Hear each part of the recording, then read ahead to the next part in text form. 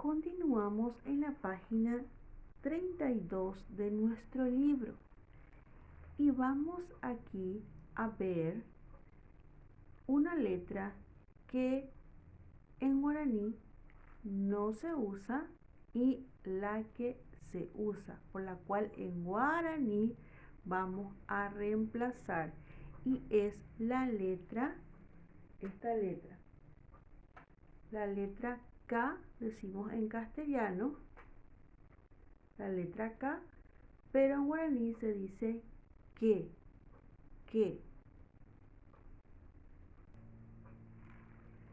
Esta letra, acá le encerré el círculo, estas palabras son las palabras que están en el texto, que son opucá, cuñataí, osapucay, cururú o pocó.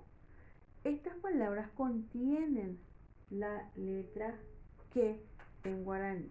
No se dice K, se dice que. Esta letra en guaraní reemplaza, justamente tenemos en un recuadro en su texto, reemplaza a la Q, que es que, ki. En guaraní no se usa en guaraní. Y también reemplaza a la K, K, Ko y Q. La C tampoco se usa en el guaraní. Entonces esta letra que reemplaza a estas dos letras del castellano. No se escribe en guaraní. No existe en el abecedario guaraní. Para que quede bien claro. Bueno. Y tenemos ejercicios para hacer en la página 32 del libro. Tenemos, dice, completo. Vamos a completar. Tenemos ahí un crucigrama y tenemos con dibujos. Y lo que yo hice aquí fue escribirle las palabras, que es una letra por cuadro.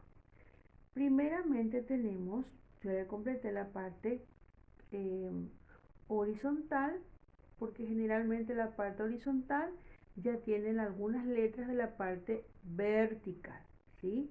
Entonces yo empecé por vaca, el otro dibujito, un chancho, curé, el otro dibujo es queso, quesú, y por último tenemos el dibujo que cruza, cururu.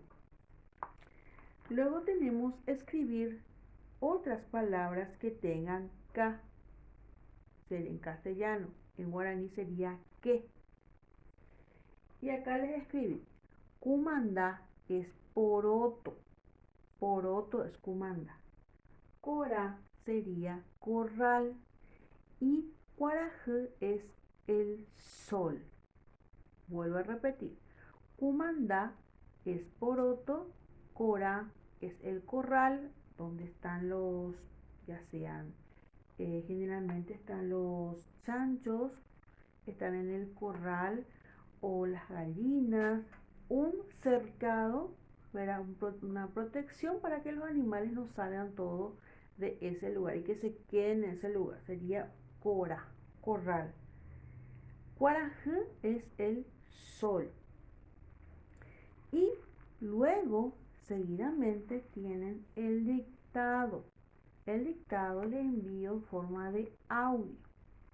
Bueno, una vez que terminemos esta parte del libro, aquí también pueden poner la fecha, ¿sí? Porque son muchas hojas. ¿Por qué son muchas hojas? Porque la mayoría de los ejercicios tienen dibujos. ¿Para qué? Para poder interpretar mejor, entender mejor y recordar, digamos, la traducción. Entonces van a poner aquí la fecha y abajo, una vez que completen el dictado, van a poner también su nombre, ¿sí? Nombre y apellido. Bueno, entonces está la parte de lectura comprensiva, ahí van a poner la fecha, serían 2 hojas, y al final de esta página, que sería la página 31, colocan su nombre, ¿sí? Ese es un ejercicio. Y el otro es el crucigrama, que es la parte gramática, la página 32, colocan otra vez la fecha, acostúmbrense a hacer la fecha, y abajo del dictado, una vez que terminen, también me colocan su nombre y su apellido. Una vez que hayan terminado, pueden pintar también, pueden darle color a su texto, a los dibujitos que hay, le va a dar más vida y le va a dar más gusto mirar, ¿sí? Bueno, una vez que hayan terminado, me van a enviar por fotos para que yo pueda ver que hayan trabajado y también ir registrando sus trabajitos. Que tengan una feliz jornada.